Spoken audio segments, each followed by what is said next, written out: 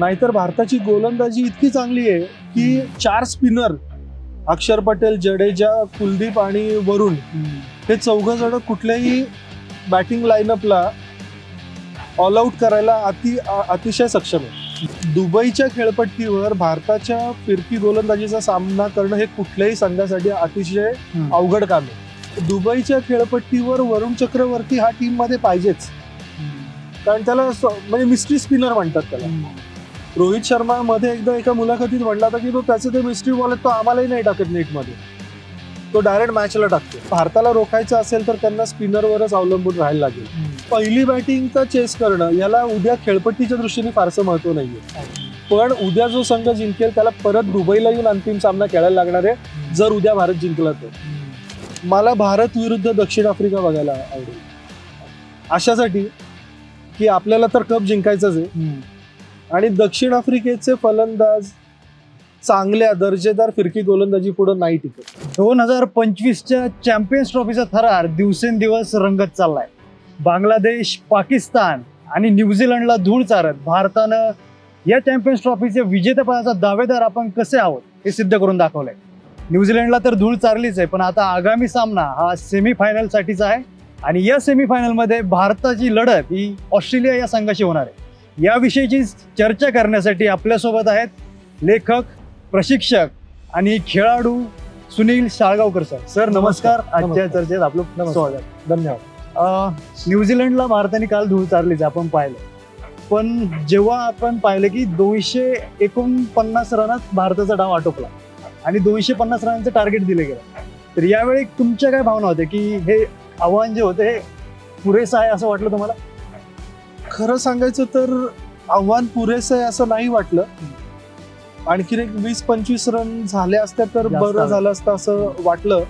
पण दुबईची खेळपट्टी काल पहिल्या बांगलादेशच्या सामन्याला जशी होती नेमकी तशी काल खेळपट्टी खेळली, त्यामुळे 250 धावांचं आव्हानही पुरेसं वाटायला लागलं.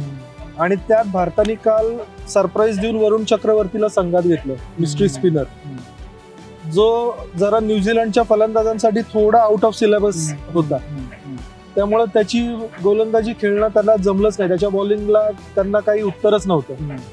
त्यामुळं त्यांनी 5 बळी मिळवले, त्याची निवड पण सार्थ ठरवली आणि भारताने आरामात विजय मिळवला. वरुण चक्रवर्तीकडे तर आपण येणारच आहोत सर, पण या आधीची आपण पाकिस्तान विरुद्धचा जो सामना पाहिला तर भारताने आपली फलंदाजी सिद्ध करून दाखवली. कालच्या सामन्यात गोलंदाजांनी स्वतःला सिद्ध करून दाखवलं, तर याविषयी काय सांगाल गोलंदाजाच्या एकंदरीत परफॉर्मन्स विषयी?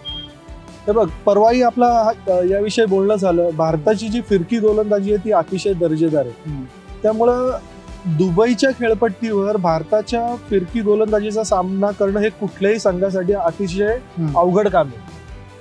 आणि जर का भारताची स्पर्धेतली वाटचाल बघितली किंवा इथून पुढेही जर का भारताची फलंदाजी कोलमडली तरच भारत इथं पराभूत होऊ शकतो. नाहीतर भारताची गोलंदाजी इतकी चांगली आहे की 4 स्पिनर अक्षर पटेल, जडेजा, कुलदीप आणि वरुण हे 4 जण कुठल्याही बॅटिंग लाईनअपला ऑल आउट करायला अतिशय सक्षम आहे. त्यामुळे गोलंदाजी हा भारतासाठी विषय नाहीये. आता फक्त बाद फेरीचा दबाव सामन्याचा आणि फलंदाजी आपली व्यवस्थित झाली पाहिजे बस. आणखी एक हा विषय आहे की केन विल्यमसन जो भारतासाठी नेहमीच धोकादायक ठरलाय, पण कालचा जो केन विल्यमसनची जी खेळी होती तर त्यांनी धावा जरी केल्या असल्या तरी विजयापर्यंत तो नेऊ शकलेला नाही.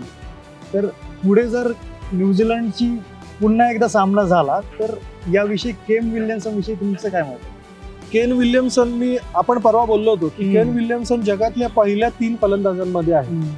कालही जर का तू बघितलं असशील तर केन विल्यमसन त्या खेळपट्टीवर भारतीय फिरकी गोलंदाजांना सहज खेळत होता.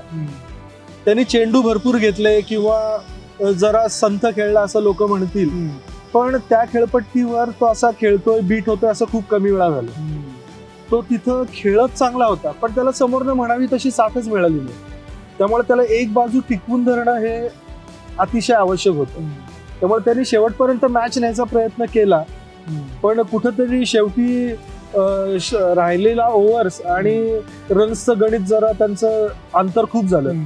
त्यामुळे त्याला काहीतरी रिस्क घेणं भाग होतं, त्यामुळे तो आउट झाला. पण माझ्या मते त्याने त्याचा दर्जा कालही दाखवून दिला. कालची मॅच ही गोलंदाजांची ठरली. एक वेगळा निर्णय होता की 4 स्पिनरला घेऊन भारत खेळला.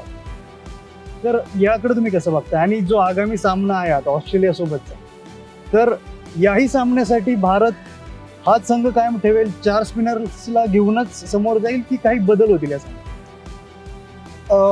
काल जो संघ खेळला तो माझ्या मते सर्वोत्तम संघ आहे. कारण दुबईच्या खेळपट्टीवर वरुण चक्रवर्ती हा टीम मध्ये पाहिजेच. कारण त्याला म्हणजे मिस्ट्री स्पिनर म्हणतात त्याला. रोहित शर्मा मध्ये एकदा एका मुलाखतीत म्हणला होता की तो त्याचे ते मिस्ट्री बॉल तो आम्हालाही नाही टाकत नेटमध्ये, तो डायरेक्ट मॅचला टाकतो आणि सामन्यात. त्यामुळे फलंदाजाला अंदाजच येतो आणि अशी खेळपट्टी त्याला मिळाली तर मग तो कोणालाही आउट करू शकतो. त्यामुळे मला आता वाटत नाही की त्याला परत बाहेर ठेवून हर्षित राणाला खेळवतील. एकतर त्याने 5 विकेट काढल्यात आणि आता बाद फेरी आहे. त्यामुळे भारत आता कुठलाही संघात बदल करेल असं वाटत. बदल करण्याची शक्यता नाही. आणि आपण पाहतोय की पुढचा जो सामना आहे तो देखील दुबईच्या स्टेडियमवर रंगणार. तर ही जी खेळपट्टी आहे ही स्पिनर्ससाठी चांगली, तर त्यामुळे यात बदल होण्याची शक्यता तशी कमी आहे. भारत आहे तो संघ उद्याच्याही सामन्यात खेळेल. तर ऑस्ट्रेलियाचे जे फलंदाज आहेत आपण पाहतो, भारताकडे एक स्ट्रॉंग पॉइंट आहे जो की स्पिनर्स, 4 स्पिनर्स घेऊन भारत खेळाय. ऑस्ट्रेलियाकडे तसं पाहिलं तर भारताच्या तुलनेत त्या प्रमाणात स्पिनर्स नाही. एक ॲडम झांपा सोडला तर बरोबर. याकडे तुम्ही काय बघता की जो आगामी सामना आहे तर याच्यात कसं आव्हान असेल भारतासमोर ऑस्ट्रेलियाचं? हे बघ, ऑस्ट्रेलियाकडे दर्जेदार स्पिनर म्हटला तर ॲडम झांपा एकटाच आहे. आणि दुबईच्या खेळपट्टीचं स्वरूप बघून उद्या ते त्यांचा तन्वीर संघा म्हणून लेग स्पिनर आहे, त्याला ते उद्या संघात निश्चितपणे खेळवतील असं वाटतं. कारण का त्यांचे जर का मुख्य वेगवान गोलंदाज बघितले तर मिशेल स्टार्क, हेझलवूड, कमिन्स हे तिघही संघात नाहीये. त्यामुळे आता जे त्यांचे वेगवान गोलंदाज आहेत ते दुबईच्या खेळपट्टीवर फारसा प्रभावी मारा करतील अशी काही शंका नाहीये. त्यामुळे त्यांना भारताला रोखायचं असेल तर त्यांना स्पिनरवरच अवलंबून राहायला लागेल. म्हणजे झंपाच्या मदतीला ग्लेन मॅक्सवेल आणि तन्वीर संघा हे 3 स्पिनर त्यांच्यासाठी उद्या खूप महत्वाचे ठरणार आहे. पण मी म्हटलं तसं भारत त्या ग्राउंडवर ऑलरेडी स्थिरावलेला आहे. त्यामुळे भारतीय फलंदाजांना समोर कोण बॉलर आहे, आता स्पिनर असो फास्ट बॉलर असो, तिथं फरक पडत नाही. कारण आता त्यांनी खेळपट्टीशी स्वतःला जुळवून घेतले.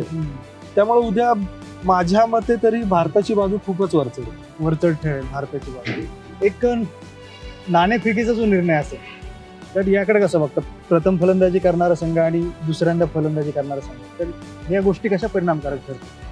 आता या बाबतीत मी तुला एक सांगतो. परवा आपलं बोलणं झालं होतं तेव्हा मी म्हटलं होतं की प्रकाश झोतामध्ये खेळपट्टी कदाचित थोडी वेगवान होईल जशी पाकिस्तानच्या मॅचला झाली आणि चेस करणाऱ्या संघाला कदाचित फायदा होऊ शकेल. पण आता काल मजा अशी झाली की बांगलादेशच्या विरुद्ध जशी खेळपट्टी होती की दुसऱ्या डावातही ती बॉल फिरत होता आणि संतच राहिली. आलं लक्षात? त्यामुळे पहिली बॅटिंग का चेस करणं याला उद्या खेळपट्टीच्या दृष्टीने फारसं महत्व नाहीये. पण एक गोष्ट अशी आहे की बाद फेरीच्या सामन्यात अशा खेळपट्टीवर कधीही पहिले फलंदाजी करून धावा केलेलं चांगलं. कारण चेस करताना जरी पहिल्या संघाने तुमच्या समोर 220 रनचं टार्गेट ठेवलं पण तुमचे एकदम 3 बळी पटकन गेले तर त्या पुढच्या 100-125 रन सुद्धा तुम्हाला जड जाऊ शकतात. त्यामुळे बाद फेरीच्या सामन्यात कधीही मी म्हणेन की टॉस जिंका, पहिले फलंदाजी करा. बॅटिंग लाईन बद्दल आपण बोललो सर. के.एल. राहुल जो आपण पाहतो तर 6व्या नंबरला येऊन फलंदाजी करतो. तर हे भारतीय संघासाठी तुम्ही कसं पाहता की के.एल. राहुलला 6व्या क्रमांकाची फलंदाजी करायला लावणं किंवा मग त्या जागी रिषभ पंत असा काही ऑप्शन येऊ शकतो का समोर? हा अतिशय चांगला प्रश्न आहे. कारण का के.एल. राहुलला पहिल्या पसंतीचा यष्टीरक्षक म्हणून गौतम गंभीरने संघात खेळवलं, पण माझ्या मते तो मुख्य फलंदाज आहे. आणि दुबई सारख्या खेळपट्टीवर तर अक्षर पटेल पेक्षा के.एल. राहुल कधीही सरस फलंदाज आहे. पण तरी प्रत्येक सामन्यात अक्षर पटेल त्याच्या वरती फलंदाजीला आहे. मग जर का राहुल पहिल्या 5 मध्ये फलंदाजी नसेल करत तर तो यष्टीरक्षक, कालही त्यांनी भरपूर चुका केल्यात यष्टीरक्षणात, मग तुम्ही त्याला बाहेर ठेवून सरळ ऋषभ पंतला या टीम मध्ये, म्हणजे तुम्हाला अक्षर पटेलही वर पाठवायची गरज नाही. कारण माझ्या मते अक्षर पटेल 5 क्रमांकाचा फलंदाज नाही. मग तिथं तुम्ही ऋषभ पंतला घेऊन अक्षर पटेलला पुन्हा खालच्या फळीत खेळवू शकता. आणि ऋषभ पंत हा विकेट किपर अतिशय उत्कृष्ट आहे. त्यामुळे तेवढा एक बदल खरं करता येऊ शकतो. पण गौतम गंभीर आणि टीम मॅनेजमेंट काय डोक्यात आहे त्यांच्या ते माहीत. 2015ला आपण ही परिस्थिती पाहिली होती की भारत विरुद्ध ऑस्ट्रेलिया आणि न्यूझीलंड विरुद्ध साऊथ आफ्रिका. संघ इथेच आहेत, प्रतिस्पर्धाही एकमेकांसोबत तशीच आहे, फक्त खेळपट्टी वेगळी आहे आणि आता संघांची जे प्लेयर्स असतील ते वेगळे. तर यावेळेसची परिस्थिती कशी वेगळी? हे बघ, यावर्षी म्हणजे आता जे सामने होणार आहेत, दोन्ही सेमीफायनल जरी त्याच असल्या तरी त्यावेळच्या खेळपट्ट्या आणि ग्राउंड कंडिशन्स खूप वेगळ्या. आता काय झालंय की दरवेळेला तोच विषय येतो की भारत दुबईतच खेळतो. म्हणजे तू बघितले तर जगातले सगळे दिग्गज खेळाडू या गोष्टीवरच बोलतात, भारताचे सोडून, की भारताला खूपच फेवर केलं गेलंय, त्यांना प्रत्येक मॅच तिथंच मिळाली आहे. त्यामुळं दुसरे संघ फिरतायत जगभर सगळीकडे, लाहोर, मग कराची, मग अजून कुठं दुबई, पण भारताचा संघ तिथंच आहे. त्यामुळे भारताला हे खूप मोठं ऍडव्हान्टेज आहे. आलं लक्षात? त्यामुळे उद्या दुसऱ्या सामन्यात जी लाहोरला लढत आहे दक्षिण आफ्रिका विरुद्ध न्यूझीलंड, ती वेगवान खेळपट्टीवर होणार आहे. दोन्ही संघ त्या खेळपट्टीवर खेळायला अतिशय चांगले. म्हणजे ती अशी खेळपट्टी की तुम्ही 350 रन केल्या तरी तिथं सहज चेस होऊ शकतात. तुम्ही असं नाही म्हणू शकत की अरे 350 केले आपण सामना जिंकलो. तिथं 350 ही सहज चेस होऊ शकतात. पण उद्या जो संघ जिंकेल त्याला परत दुबईला येऊन अंतिम सामना खेळायला लागणार आहे जर उद्या भारत जिंकला तर.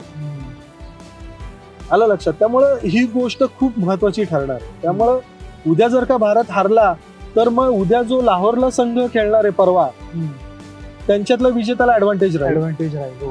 पण उद्या जर का भारत हे झाला, भारताने ऑस्ट्रेलियाला हरवलं तर पुन्हा अंतिम फेरीत भारताचं आव्हान खूप मोठं असेल. पारड जड ठरणार आहे, प्रचंड जड ठरेल. फायनल मध्ये तुम्हाला कोणाला पाहायला आवडेल? म्हणजे दोन प्रतिस्पर्धी भिडताना कोणाला पाहायला आवडेल तुम्हाला? मला भारत विरुद्ध दक्षिण आफ्रिका बघायला आवडेल, अशासाठी की आपल्याला तर कप जिंकायचाच आहे आणि दक्षिण आफ्रिकेचे फलंदाज चांगल्या दर्जेदार फिरकी गोलंदाजी पुढे नाही टिकत. वरुण चक्रवर्ती मिस्ट्री स्पिनर आहे, कुलदीप यादव चायनामन आहे, अक्षर पटेलचा चेंडू बाहेर जायच्या ऐवजी आत येतो किंवा सरळ जातो आणि जडेजाचा चेंडू बाहेर जातो. ही गणितं सोडवेपर्यंत त्यांच्या इनिंग संपून जाईल त्यांची, अशी परिस्थिती आहे. त्यामुळे मला तरी अंतिम फेरीत दक्षिण आफ्रिका बघायला आवडेल. म्हणजे भारताचं आव्हान तिथं खूप पारडं जड असेल. धन्यवाद सर, आपण आलात आणि दिलखुलास अशी चर्चा केली, त्याबद्दल न्यूज अनकटच्या वतीनं आपलं मनपूर्वक आभार. धन्यवाद. धन्यवाद.